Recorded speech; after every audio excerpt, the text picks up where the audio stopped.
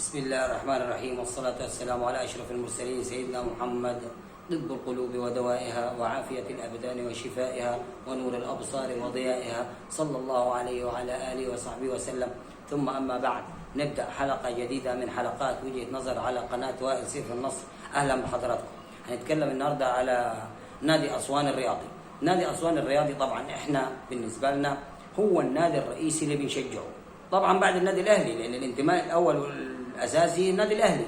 فأسوان، احنا من أسوان، يعني في حد في الدنيا ما يتخلى عن بلده. ده أنا واحد من الناس لو طلعت من أسوان بزهق، بحس إني مخنوق. يعني أنا بحب أسوان وحفظ أسوان وهعيش في أسوان، ويا رب يا رب يا رب أدفن في أسوان.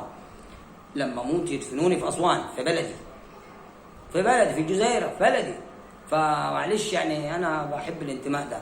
فنادي أسوان الرياضي النهارده تعادل مع النادي الإسماعيلي، والحمد لله الحمد لله على التعادل. فجماهير أسوان زعلانة، كانوا عايزين فوز، بس أنت بتلعب في الإسماعيلية، في عقر دار النادي الإسماعيلي. فطالما أنت بتلعب في الإسماعيلي، في نادي في عقر دارهم في الإسماعيلية، وجماهير طبعا صعبة، كويس ان انت تتعادل، لان الاسماعيلي نفسه مهدد بالهبوط زي اسوان.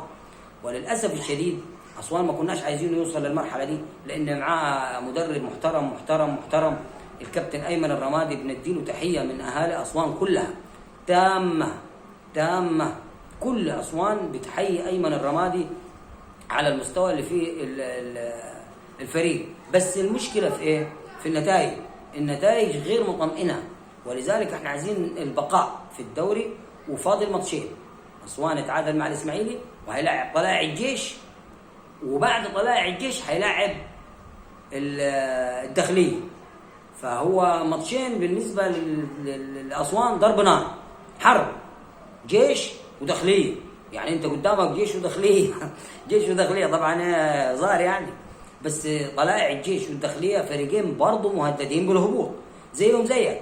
فانت النقطه معاهم او 3 نقط ب6 نقط، يعني انت لو فزت على واحد في الاثنين ضمنت باذن الله 90% البقاء في الممتاز. والسنه الجايه بقى عايزين راعي يرعى نادي اسوان الرياضي. فلو في راعي محترم يرعى نادي اسوان الرياضي، هتلقى اسوان فرقه في الدوري، فرقه.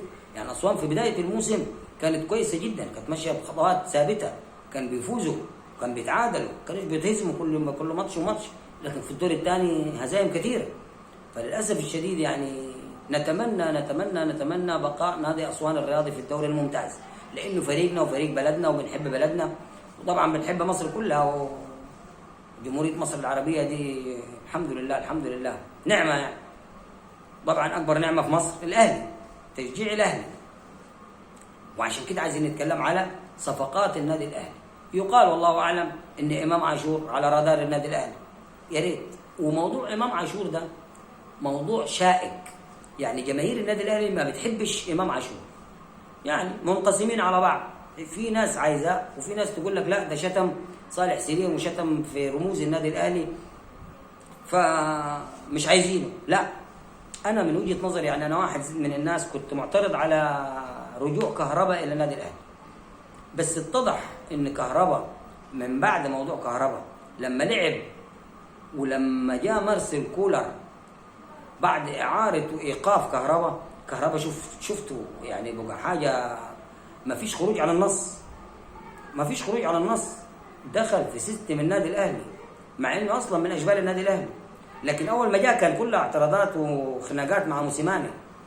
اسلوب موسيماني ما كانش زي اسلوب كولر، يعني بيتهيألي كولر بيحتوي كل اللاعبين، ولذلك تشوف بيرسي تاو اتطور ازاي، تشوف حسين الشحات اتطور ازاي، شوف محمد هاني اتطور ازاي، شوف حمدي فتحي واللي عمله واللي وصلوا دلوقتي، لان الوكر القطري هيموت وياخده لغايه ما خده 3.5 مليون دولار.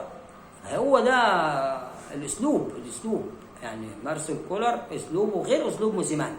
فكهرباء بقى حاجه ثانيه، لاعب اخر غير اللي كنا بنشوفه بمشاكله مع نادي الزمالك او مشاكله مع موسيماني. فامام عاشور هيجي الاهلي، هيمشي في الترس بتاع الاهلي، لانه هو عايز يلعب في مكان مستقر. ومشكلته في الزمالك ما كانش فيه استقرار، وكل يوم فيديوهات، وكل يوم مش عارف ايه، وكل يوم بيطلعوا يشتموا في الناس، وقناه الزمالك، وطبعا احنا كلنا عارفين اللي بيحصل. الوسط الرياضي كله عارف اللي بيحصل. فللاسف الشديد هو مش لاقي البيئه الخصبه والبيئه الصالحه اللي يدي فيها اكتر طاقته وهو مرتاح نفسيا. هو دي المشكله. ولذلك النهارده في فلوس، بكره في ما فيش فلوس عند الزمالك، واداره نادي الزمالك يعني مش مضمونه بالنسبه للعيبه. اللاعبين مش مضمون. ده حتى الاتحاد الدولي للاعبين المحترفين، الفيف برو والاتحاد الدولي للاعبين المحترفين، جمعيه اللاعبين المحترفين الدوليه، اصدرت بيان على انه في مصر في انديه ما بتدفعش فلوس للعيبه، وبيحذروا اللاعبين الاجانب انهم يلعبوا في مصر بسبب نادي الزمالك والاسماعيلي والمشاكل مع اللاعبين والاتحاد الدولي واللجوء للمحكمه الدوليه الرياضيه. فده كلها دي مشاكل بتسيء لسمعه الكره المصريه للاسف. فالزمالك بقى مشهور خلاص معروف. امام عاشور عايز مكان مستقر، فمش هيلقى المكان المستقر غير في النادي الاهلي. وعلى فكره بيراميدز مستقر، بس بيراميدز ما فيهوش جماهير ومالوش ظهير جماهيري عشان يدافع عن لعيبته، وما فيش الحماس اللي يدب فيه. ايه الشيء اللي بيدب الحماس في اي لاعب؟ الجمهور. فانت بتلعب من غير جماهير، يعني كده بتلعب ترفيه لنفسك. بيراميدز كده، وكل الفرق الغير شعبيه كده. لكن تشوف المحله، تشوف اسوان، تشوف الاسماعيلي، تشوف المصري، وشوف جماهيره كيف. يعني جماهير الناس دي بتبذل مجهود وبتقوي اللعيبه. يعني اللاعب اللي هيديك 70% هيوصل ل 90% ويوصل ل 100% كمان. من ايه؟ من حماس الجماهير حواليه. فهي دي امام عاشور عايز ده، عايز استقرار وظهير جماهيري وفلوس، الثلاثه. فمش هتلقاه غير في الاهلي. عشان كده عايز يرجع على النادي الاهلي. هو مش مستقر في ميتولاند الدنماركي، وقال لهم كده وصراحه يعني. فانا من رايي ليه ما نجيبوش، نجرب نشوف، حتى لو اعاره سنه زي ما يقال انه هيجي اعاره سنه قابله للتجديد، او اعاره بنيه البيع. يعني ممكن نشتريه بعد السنه دي، وممكن ما نشتروش على حسب ما احنا عايزين يعني في النادي الاهلي، وعلى حسب وجهه نظر المدير الفني. ما هو كله في الاخر للمدير الفني. النادي الاهلي بيتعامل كده، اهم شيء المدير الفني. ورمانة ميزان بصراحه يعني ما شاء الله، بيلعب 8 وبيلعب 10 وشويت. يعني امام عاشور كان فارق بصراحه مع الزمالك، والزمالك مستواه ما نزلش مره واحده الا بعد رحيل امام عاشور. فامام عاشور لا، يا ريت يا ريت. انا مش ضد ان امام عاشور يجي النادي الاهلي، مع انه اخلاقيا انا ضد اللي كان بيعمله جدا، وطلعت هاجمته وقتها لما كان مع الناشئين. انا فاكر وعملت فيديو على الكلام ده، الناس القديمه تفتكر. ف دي حاجه من صفقات الاهلي. في موضوع تاني في صفقات النادي الاهلي، عايزين باك ليفت بدل علي معلول. انا مش عارف ليه، مع ان عندنا احنا في الاشبال يعني واحد زي محمد اشرف ده لو لعب والله العظيم مش وحش. انا من وجهه نظري مش وحش. عوده محمد شكري من سموحه برضه مش وحش. وكريم الدبيس اللي اشتريناه من 2-3 لو تفتكروا الصفقه اللي جبناها من وادي دجله، كانوا 6-7 من وادي دجله، معاهم كاباكا ده ما شاء الله كمان ديفندر حكايه، ويلعب باك ليفت معاك، يعني حاجه حلوه خالص. كاباكا ده شفناه في المباراه الوديه كان جميل يعني مع الناشئين، فالاسم ده برضو افتكروه. فبديل علي معلول موجود، بس اديله. المشكله مش عارف انا، كولر عايز يجيب ناس من بره، عايز واحد جاهز، عايز الناس اللي تأدي على طول. طب ما انت راجل بتدي لغايه ما بتجهز اللعيبه، يعني جهز لك واحد من الصغيرين دول. يعني كريم الدبيس ده حرام يتساب، زي فخري وكوكا ورأفت خليل. انت رأفت خليل ده في المنتخب الناشئين كان ما شاء الله. انا شفت له مباراه مش عارف كان مع السعوديه ولا في كان كاس العرب للناشئين تحت 18 ولا تحت 17 سنه. والله العظيم كان حكايه. مواليد 2006 ولا 2000 وكام، لا اكبر من كده، تقل اكبر من كده. بس ما شاء الله يعني رأفت خليل ده لو خد حكايه موضوع تاني، لانه سرعه وحريف، يعني بني ادم حريف بيلعب، لمسته في كوره باينه زي التونسي محمد الضوي كريستو. محمد الضوي كريستو شفناه النهارده امبارح في مباراه الاهلي والبنك الاهلي. لا لمسته لعيب، لمسته لعيب، وظهر في كاس العالم للشباب، كاس العالم للشباب اللي هو تحت 20 سنه. لا ظهر هو 19 سنه دلوقتي، اصغر من 20 سنه.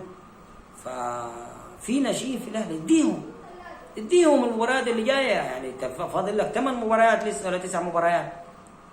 لا كده 8 مباريات. الاهلي كده لعب 26 مباراه وهو دلوقتي في المركز الاول، فارق عن بيراميدز بنقطه،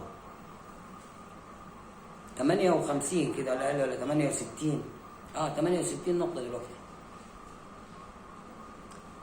كان 65 بقى 68 صح، 68 نقطة في المركز الأول. فأنت فاضل لك 8 مباريات، أول ما تحسم الدوري اديهم، ومن دلوقتي ممكن تديهم. يعني علي معلول ده لو ريحته في الماتش الجاي يلعب كريم الدبيس وشوفه. طب نزله حتى لو في الدقيقة 60 يلعب نص ساعة، جرب محمد أشرف. أنا مش عارف يعني وجهة نظر كولر، وهو في الآخر الرأي الأول والأخير لكولر يعني. دي صفقات النادي الاهلي اللي الناس بتحكي عليها في الاعلام وفي السوشيال ميديا.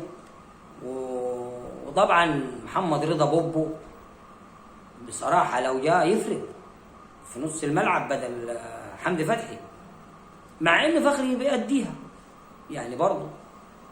مش عارف رضا بوبو يا ريت وليه. ولاعب المنتخب بتاع فاركو اسمه، نسيت اسمه، لاعب فاركو نمرة 14، لا بيلعب حلو، لاعب فاركو جميل يعني برضه محترم، بيلعب 8 قدام وبيشوت يعني لو جاء لا مارسيل كولر يقدر يوصله لمرحلة انه يؤدي احسن من حمدي فتحي كمان، لان المدرب عليه دور جامد بالنسبة للاعيبة. يعني في لاعب بيظهر مع المدرب ده وما يظهرش مع المدرب ده، سبحان الله. يعني واحد زي كهربا ده كان مع موسيماني على طول قاعد على الدكه. بيرسيتاو كان كل يوم يتصاب، كل يومين بيتصاب، كل 3 ايام بيتصاب، لدرجه ان احنا نفسنا كنا بنهاجم. شوف بيرسيتاو دلوقتي ليه؟ في معد بدني محترم، في مدير فني عارف يدور اللعيبه، عارف يلعبوا امتى وما يلعبوش امتى، مش يفضل يهلك على طول. مش مكنه، هو الوحيد اللي بيلعبوا على طول علي معلول ومحمد الشناوي. لكن كل اللعيبه الثانيه بتريح. يعني الماتش اللي فات او الماتش امبارح ريح الشحات، حسين الشحات، ريح حسين الشحات وريح كهربا، ونزلوا في الشوط الثاني اخر 10 دقائق وجاب جون. يعني لا مارسيل كولر مدرب محترم. فان شاء الله نتمنى كل الخير للنادي الاهلي، وقبل النادي الاهلي نتمنى فوز نادي اسوان الرياضي لل6 نقاط القادمين مع فريق طلائع الجيش ومع فريق الداخليه باذن الله، ويبقى في الدوري الممتاز بدراعه، ما يستناش من حد. ايمن الرمادي يقول لهم كده بدراعكم، يبقى كل واحد يعمل اللي عليه. لو عملت اللي عليك باذن الله انت باقي في الممتاز بدرجه كبيره. نتمنى ان شاء الله اسوان في الممتاز موسم 2023-2024 باذن الله. ادعوا معايا وقولوا يا رب امين. سبحانك اللهم وبحمدك، اشهد ان لا اله الا انت، استغفرك واتوب اليك، والسلام عليكم ورحمه الله وبركاته.